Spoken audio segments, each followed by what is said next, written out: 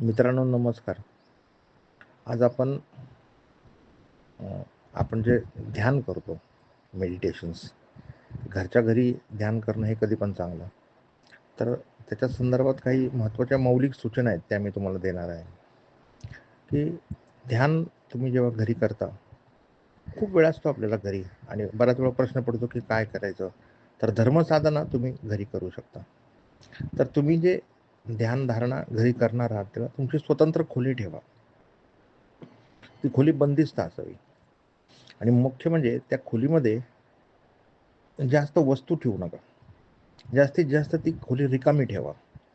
ध्यानसाधनेसाठी आवश्यक असणाऱ्या वस्तूच त्या खोलीमध्ये ठेवा. म्हणजे एक पलंग त्याचा असू द्यात, एक आराम खुर्ची त्या ठिकाणी असू द्यात आणि काही ध्यानधारणेचं साहित्य म्हणजे tape recorder, VCD player, cassettes लावून तुम्ही ध्यान करणार आहात, काही पुस्तकं, ग्रंथ, काही, बस एवढंच त्या ठिकाणी साहित्य पाहिजे. आणि रिकामी ठेवा खोली पूर्णतः, म्हणजे तुमचं ध्यानधारणा तिथं छान होईल. पण आपल्याला मंदिरात गेल्यावर छान का वाटतं, तर ते मंदिर रिकामं असतं, वस्तू नसतात फार आतमध्ये. त्याच्यामुळे तो एक ओपननेस असतो आतमध्ये, आकाश ज्याला म्हणतात, मोकळा आकाश.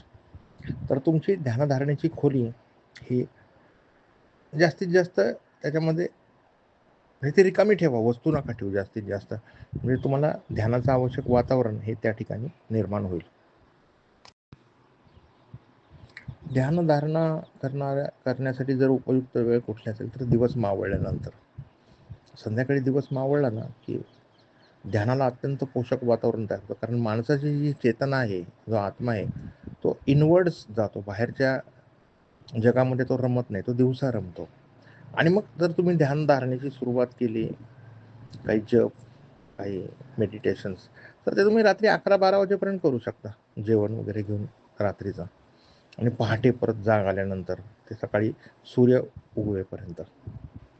तुमच्या हातामध्ये जर चांगला आध्यात्मिक शेड्यूल असेल तर त्याच्यामुळे तुमच्यामध्ये सकारात्मक ऊर्जा निर्माण होईल, तुमचं जीवन यशस्वी होईल आणि स्ट्रेस तुमचे निघून जातील.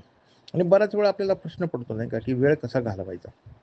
तर आयता शेड्यूल तुमच्या हातामध्ये असेल आणि त्यामुळे अशी ध्यानाची खोली तुमची एक सेपरेट तुम्ही घरामध्ये बनवा. ध्यानाची तुमची जी खोली आहे, मेडिटेशन ज्या ठिकाणी तुम्ही करणार आहात, धर्मसाधना करणार आहात, जप करणार आहात, किंवा काय ते मौन साधना ज्या ठिकाणी तुम्ही करणार आहात, ती बंदिस्त असावी. घरातल्या एका कोपऱ्यात असली तरी चालेल, परंतु त्याला एक खिडकी असावी छोटी, किंवा काहीतरी व्हेंटिलेशन आतमध्ये आलं पाहिजे. आता खोली जर घराच्या मध्यभागीच असेल, त्याला उपाय नसेल, तर मग त्या खोलीच्या दरवाजा लावला तर खोली कॉम्पॅक्ट होते, जीव गुदमरतो. मग पडदा करा समोर, म्हणजे मग तुम्हाला प्रायव्हसी राहील आतमध्ये. पडद्यातनं थोडी हवा पण येईल आणि बाहेरचे लोक पण तुम्हाला दिसणार नाहीत. ध्यानाची तुमची जी खोली आहे, मेडिटेशन ज्या ठिकाणी तुम्ही करणार आहात, धर्मसाधना करणार आहात, जप करणार आहात, किंवा काय ते मौन साधना ज्या ठिकाणी तुम्ही करणार आहात, ती बंदिस्त असावी. घरातल्या एका कोपऱ्यात असली तरी चालेल, परंतु त्याला एक खिडकी असावी छोटी, किंवा काहीतरी व्हेंटिलेशन आतमध्ये आलं पाहिजे. आता खोली जर घराच्या मध्यभागीच असेल, त्याला उपाय नसेल, तर मग त्या खोलीच्या दरवाजा लावला तर खोली कॉम्पॅक्ट होते, जीव गुदमरतो. मग पडदा करा समोर, म्हणजे मग तुम्हाला प्रायव्हसी राहील आतमध्ये. पडद्यातनं थोडी हवा पण येईल आणि बाहेरचे लोक पण तुम्हाला दिसणार नाहीत. ध्यान साधनेच्या, मेडिटेशन्सच्या तुम्ही वेळा निश्चित करा. समजा तुम्ही रात्री 7:30 वाजता विपश्यना ध्यान करणार आहात आणि ते 40 मिनिटाचं असेल, तर मग घरातल्या लोकांना सांगून ठेवा की मी आता पाऊण तास मेडिटेशन करणार आहे, तर घराचा ह्या दरवाजा कोणी ह्या खोलीचा वाजवू नका, किंवा मला डिस्टर्ब करू नका, किंवा बाहेरचं कोणी आलं मला भेटायला तर मग तुम्ही तेवढी खबरदारी घ्या, असं घरच्या लोकांना तुम्ही सांगून ठेवा. म्हणजे ते खोलीचा दरवाजा काही कारणाने वाजवणार नाहीत. आणि समजा बाहेरचं कोणीतरी आलं तुमच्या घरामध्ये, त्यांनी दरवाजा वाजवला, त्याला काही माहिती नाहीये, तर चुकून तुमच्या घरातलेच कोणीतरी वाजवला, काहीतरी महत्त्वाचं काम निघालं, अर्जंट काम निघालं, त्यांनी तुम्हाला मेडिटेशनमधून जागा करण्यासाठी दरवाजा वाजवला आणि तुम्ही मेडिटेशनमधून जागा झालात, तुमचं मेडिटेशन ब्रेक झालं, तर त्याच्यानंतर परत ते मेडिटेशन करू नका. मग त्या दिवशी कुठलंच मेडिटेशन करू नका. शांत झोपून राहा, शांत राहा अर्धा पाऊण तास. आणि जर तुम्ही परत ते मेडिटेशन ॲक्टिवेट करायचा प्रयत्न केला तर तुमचं डोकं प्रचंड दुखेल किंवा तुम्हाला त्रास होईल फार, हृदयाला त्रास होईल, सांगता नाहीत मध्ये. कारण ते कसं असतं की मेडिटेशन चुकीच्या कारणाने मोडलं तर परत ते करू नका, मग शांत राहा फक्त. सगळ्या सूचना वगैरे घेणं बंद करा, टेप रेकॉर्डर बंद करा, स्वयंसूचना बंद करा आणि मौन राहा, शांत राहा. त्याच्यातनं बाहेर या हळूहळू. आणि म्हणून ती खबरदारी तुम्हाला घ्यावी लागेल की खोलीमध्ये मेडिटेशन करत असताना घरच्यांना सूचना देऊन ठेवा की यात वेळेपर्यंत तुम्ही खोलीचा दरवाजा कोणी वाजवू नका किंवा मला डिस्टर्ब करू नका. आणि म्हणजे मग तुम्हाला ते मेडिटेशन व्यवस्थित पद्धतीने करता येईल, पूर्ण करता येईल. मेडिटेशन करताना तुम्ही खाली गादी किंवा सतरंजी टाकून झोपून करू शकता काही मेडिटेशन. आराम खुर्चीमध्ये बसून करू शकता किंवा कॉट ठेवा. जर वयस्कर माणसांना काय होतं, खाली बसल्यानंतर त्यांना उठताना गुडघे दुखतात, मग एक कॉट ठेवा, पलंग, आणि त्याच्यावर गादी वगैरे टाकून त्याच्यावर मेडिटेशन करा. तुमचं बॉडी आणि माइंड कम्फर्टेबल पोझिशनमध्ये असणं हे महत्त्वाचं आहे.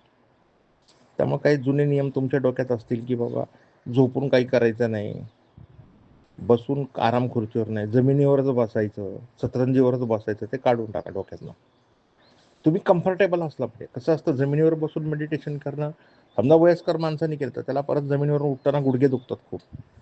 मग त्यामुळं वयस्कर माणसाने तर कॉट ठेवलीच पाहिजे, एक पलंग, म्हणजे त्याला मुवमेंट्स करता येतात, सारखं त्या पलंगावरनं खाली उतरून जाऊन परत पलंगावर येता येतात, त्या गुडघ्यांना त्रास होत नाही आणि मग पेन्स होतात नाही का, त्याच्यातनं दुसरी व्याधी निर्माण होऊ शकते. त्यामुळे वयस्कर माणसाने त्याच्या घरामध्ये आणि खोलीमध्ये पलंग हा ठेवलाच पाहिजे. पलंगावर उतरून आणि मग त्यांनी ते मुवमेंट्स केल्या पाहिजेत. जमिनीवर बसणं टाळलं पाहिजे त्यांनी. जुनी सवय असेल तर ठीक आहे, अन्यथा नाही. मेडिटेशन हे शक्यतो एकट्याने करावं, धर्मसाधना एकट्याने करावी. कारण काय होतं, हा नवरा बायको असतील आणि त्यांचं जमत असेल व्यवस्थित तर त्या दोघांनी काही मेडिटेशन एखादं 30-40 मिनिटाचं केलं तर हरकत नाही. पण शक्यतो एकट्याने करावं किंवा दोघं मित्र आहेत त्यांचं फार जमतं, याच मार्गामध्ये ते आहेत, तर त्यांनी ते केलं मेडिटेशन एकत्रितपणे त्या खोलीत तर चालू शकेल.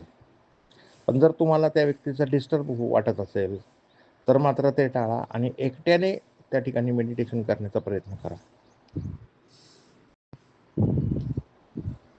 तुम्ही जे मेडिटेशन करणार आहात ते पूर्णपणे शिकून घ्या.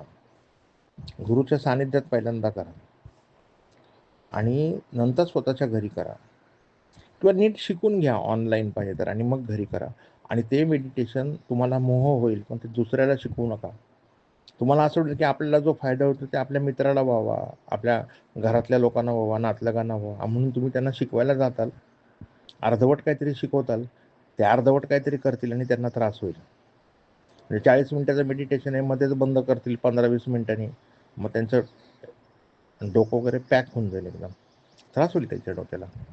म्हणून अर्धवट मेडिटेशन तुम्ही पण करू नका आणि तुम्हाला जरी पूर्ण येत असलं तरी ते शिकवू नका कोणाला.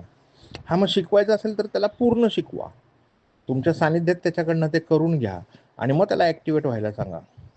अर्धवट माहितीच्या आधारे पूर्णपणे सगळ्या सूचना न देता एखाद्या व्यक्तीला ह्याच्यामध्ये ॲक्टिवेट करू नका. हवं तर त्याला तुम्ही स्वतंत्र कोर्स एखाद्या सद्गुरूकडे करायला सांगा किंवा त्या सगळ्या सूचना त्याला तुम्ही सांगून त्याच्याकडनं करून घ्या आणि मग त्याला ॲक्टिवेट करा. टेप रेकॉर्डरच्या माध्यमातून जर तुम्ही मेडिटेशन करणार आहात तर ती टेप VCD असेल किंवा जुने टेप रेकॉर्डर नाही राहिले, ऑडिओ मिळतात अजून पण, तर ती कॅसेट वगैरे सगळी लावून ॲडजस्ट करून ठेवा. म्हणजे फक्त बटन प्ले करायचं आणि मेडिटेशन करायचं. जर सेलफोनच्या माध्यमातून तुम्ही मेडिटेशन करणार आहात हरकत नाही, परंतु मग त्याच्यावर कोणाचा कॉल येईल का किंवा स्वतंत्र सेलफोन तुम्हाला ह्या कामासाठी वापरता येईल का, असं बघा काहीतरी. नाहीतर मग ते कसं, जर मेडिटेशनमध्ये जर सारखा व्यत्यय आला आणि तुम्ही सेलफोनवरनं करतात आणि त्याच्यावर सारखा ब्रेक होतोय, फोन येतोय, तर मग मात्र त्या मेडिटेशनचा अशा पद्धतीने मेडिटेशन करण्यामुळे तुम्हाला त्रास होईल आणि ते पूर्णही होणार नाही. 40शी नंतर, वयाच्या 40शी नंतर माणसाला ध्यानधारणेची फार गरज निर्माण होते. माणसाच्या मनामध्ये जे कलह आहे, क्रोध आहे, मत्सर आहे, निगेटिव्हिटी जी आहे किंवा शक्तीचा ऱ्हास झाला आहे असं वाटतं, बेचैन वाटतं, किंवा उत्साह वाटत नाही कुठलं काम करणं, त्याचं प्रमुख कारण म्हणजे तो धर्मापासून तुटतो. आता कसं आहे की जेव्हा तो जवान असतो तेव्हा त्याचं शरीर कार्यरत असतं, शरीराच्या माध्यमातून तो खूप सुख उपभोगतो, ॲक्टिवेट असतो बाहेरच्या जगामध्ये. पण 40शी नंतर त्याला धर्माची गरज निर्माण होते आणि हे त्याच्या लक्षात येत नाही. पाश्चिमात्य राष्ट्रामध्ये बरेचसे लोक वेडे होतात, कारण त्यांना धर्मापासून संबंध नाही, धर्मापासून ते तुटलेले लोक आहेत.